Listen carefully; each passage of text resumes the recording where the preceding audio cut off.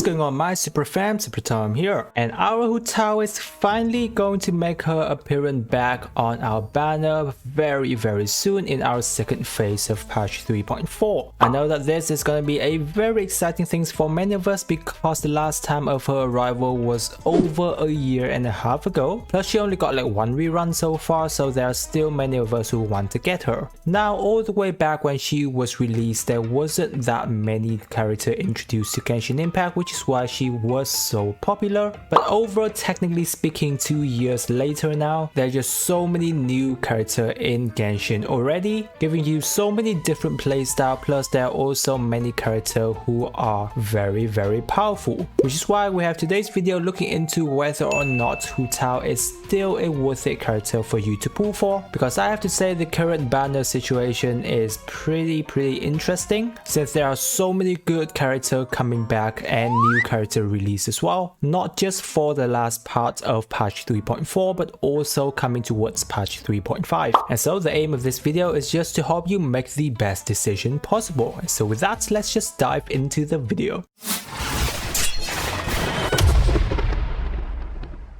First off, we'll look into what were the reasons why Hu Tao was a very good character ever since she was released. Because do you remember, guys, that when she was released, she was considered to be the top 3 leeway character, and was also many of them considered to be the number ones out of those 3, used by many speedrunners to clear out abyss floor and many tougher content in only matters of seconds. Now, one of the main reasons why back then was because that we were kind of limited on Pyro DPS character, but overall the DPS characters as well, because it's still new to Genshin Impact and the characters are quite limited, which is why having a very high damage number Hu Tao will clearly make her stand out, but also due to the fact that she has access to very good scaling, instantly dealing very high damage at C0 with free to play weapons. You don't need to invest into high tier weapon like 4-star or 5-star. She can get access to the white tassel, which is a 3-star options, and she would do fantastically. Furthermore, even though her constellations are really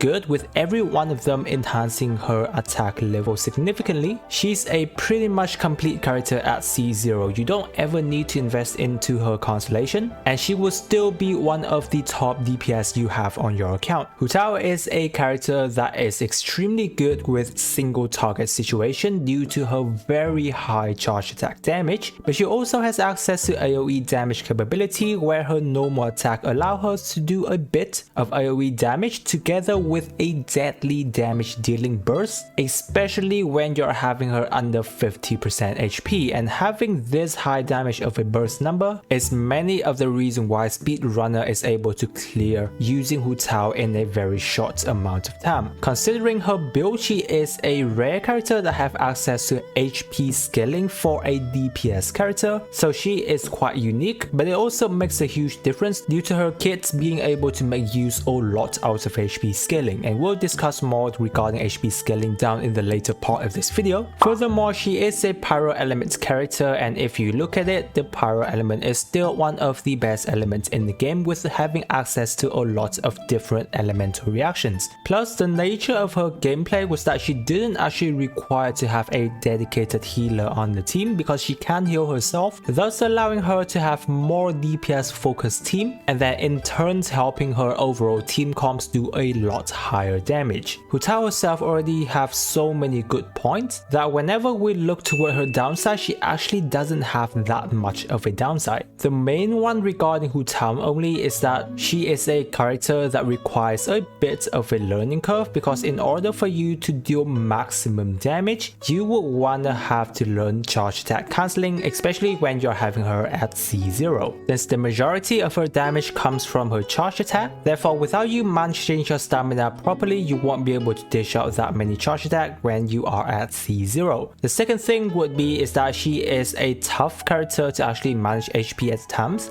especially without a shielder on the team like having Zhongli, since you have to keep your HP below 50%, so you can't really do over healing with a dedicated HP healing character. character, plus you can't get her to too low, otherwise she will get one shot. So those are going to be the general downside of Hu Tao. I wouldn't really say she have any other main downside at this point, which is why she has always been very much a solid Pyro DPS. Now the main changes have come especially after the patch 3.0 when Dendro reaction have arrived, and it's actually a turning point for many characters as well, and there is Hu Tao. When Dendro reactions arrive, it has led to Hu Tao having a little bit of more team comp to play around with, because she does now have access to teams such as Burzian. You can do a little bit of burning, but we all know that burning isn't actually a good reaction, so Burzian is a solid team comp for you to play around with Hu Tao. However, Burzian does actually do self damage, so generally speaking it's a little bit harder for Hu Tao to have a dedicated Burzian team. But if you can manage her HP in this team, it is also a very powerful team for her. However, the biggest part of changes, guys, to Hu Tao is actually when it comes to Hydro Resonance, because this resonance was changed from healing bonus to providing you a whopping 25% HP increase, and this is insane. Now I would say Hu Tao was one of the characters that's got the most buff out of patch 3.0 alongside with many of the other electro characters. So with Hydro Resonance, it have allowed her to open up a different team comp than she usually runs, and then turning out to be the best team running with Hydro Resonance, because she is a rare character once again that utilizes HP bonus. So we already know right now that Hu Tao is still pretty much a strong character due to all of the buff that she's gotten. However, there's still a question that many have been asking regarding comparing to Hu Tao with other main Pyro DPS. How is she actually performing? Because after her release, there was quite a few Pyro DPS that came to the game after that. However, I would say, guys, generally speaking, each Pyro DPS character do have their own unique playstyle, therefore creating you a fun playstyle of their own. However, in terms of sheer power, guys, Hu Tao will still be on the top, because when we're speaking in terms of main DPS Pyro character, we have characters such as Yoimiya, Diluc, Klee, and then if you take into consideration the 4-star character, we have Yan Fei. Speaking in terms of power, she already outdamaged Diluc,